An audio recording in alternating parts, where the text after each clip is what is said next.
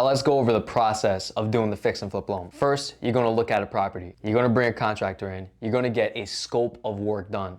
Now the scope of work is basically going to go over the details for each renovation.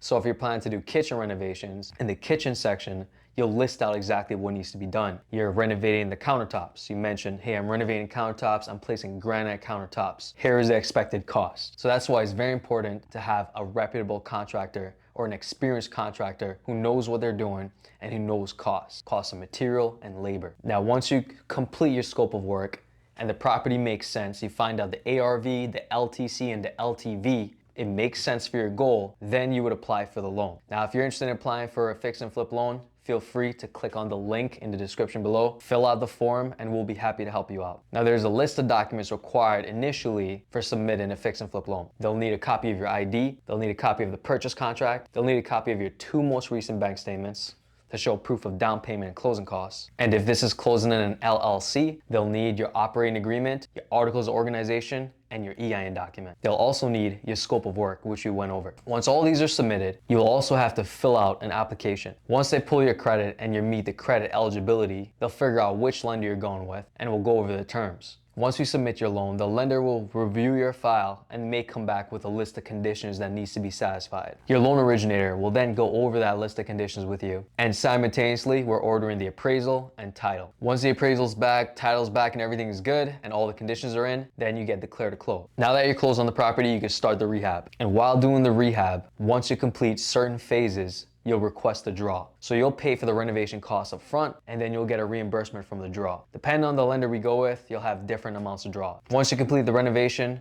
then you either sell the property or do the BRRRR method. Again, it's very important to watch my video of doing the BRRRR method so that you don't make any mistakes and don't lose any money. And again, I'll be linking that in the description and somewhere around here. And that's the process for a fix and flip loan.